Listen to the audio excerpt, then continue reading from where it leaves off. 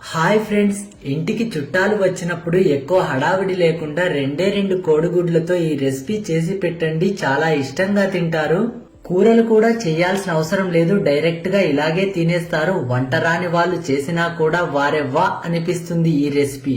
Stove వెలిగించి cooker పెట్టుకున్నాను. Cooker లో 3 స్పూన్ల నూనె వేసుకున్నాను. నూనె వేడెక్కిన తర్వాత 5 రూపాయల హోల్ గరం మసాలా ఉంటుంది కదా, ఆ ఒక్క ప్యాకెట్ వేసుకుంటే సరిపోతుంది.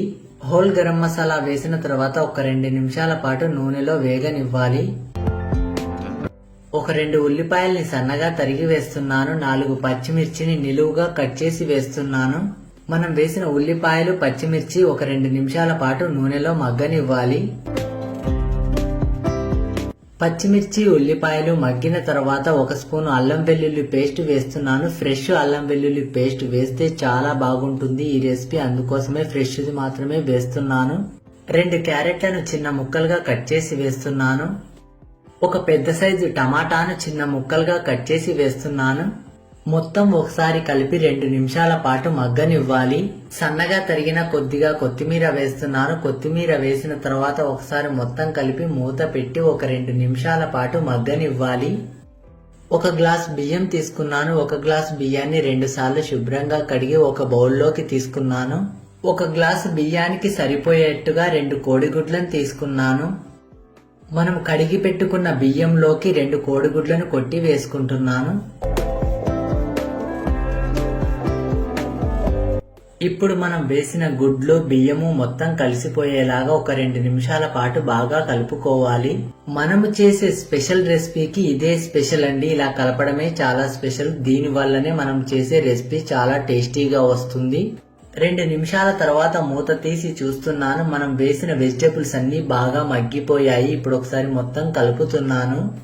గుడ్డు వేసి కలిపి పెట్టుకున్న బియ్యాన్ని ఇప్పుడు ఇందులో వేస్తున్నాను. బియ్యం వేసిన తర్వాత మొత్తం ఒకసారి కలుపుతున్నాను. మనం 1 గ్లాసు బియ్యం తీసుకున్నాము కాబట్టి 1 గ్లాసు బియ్యానికి 1.5 గ్లాసు నీళ్లు మాత్రమే వేస్తున్నాను. కొద్దిగా తక్కువగానే నీళ్లు వేసుకోవాలి, అప్పుడే మనకు అన్నం పొడి పొడిగా వస్తుంది. కాబట్టి 1 గ్లాసు బియ్యానికి 1.5 గ్లాసు నీళ్లు వేసి మొత్తం ఒకసారి కలుపుతున్నాను. మనం ఎక్కడా ఉప్పు వేయలేదు కాబట్టి టేస్ట్కు సరిపడంతా ఉప్పు వేస్తున్నాను. సన్నగా తరిగిన కొద్దిగా కొత్తిమీర వేసి మరొకసారి కలుపుతున్నాను.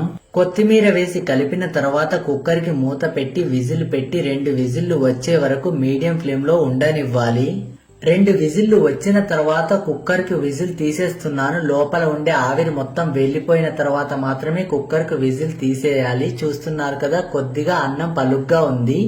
కుక్కర్ పై నుంచి ఒక విస్తరాకు పెడుతున్నాను. పెట్టిన తర్వాత మళ్ళీ కుక్కర్ మూత పెడుతున్నాను. కుక్కర్ మూత పెట్టి ఒక 5 నిమిషాల పాటు అలాగే పక్కన పెట్టుకోవాలి.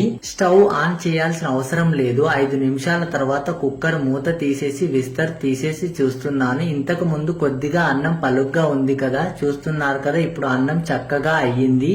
అన్నం కొద్దిగా పలుగ్గా ఉంటే మళ్ళీ స్టవ్ పైన పెట్టేసి సిమ్ లో పెట్టేస్తారు. ఇలా చేయడం వల్ల అన్నం అడుగంటుతుంది కాబట్టి ఇలా ఏదైనా విస్తరాకు గాని కాటన్ క్లాత్ గాని పెట్టి మళ్ళీ మూత పెట్టి ఒక 5 నిమిషాలు పక్కన పెట్టుకుంటే సరిపోతుంది.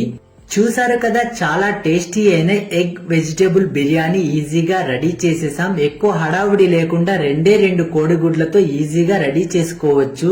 బంధువులు ఇంటికి వచ్చినప్పుడు ఎక్కువ హడావిడి లేకుండా 2 కోడిగుడ్లతో ఇలా చేసి పెట్టండి. తిన్న వాళ్ళందరూ మీకు ఫిదా అయిపోవాల్సిందే. మీరు కూడా తప్పకుండా ట్రై చేయండి. మీకు గనక ఈ వీడియో నచ్చినట్టయితే లైక్ చేయండి, షేర్ చేయండి, సబ్స్క్రైబ్ చేయండి.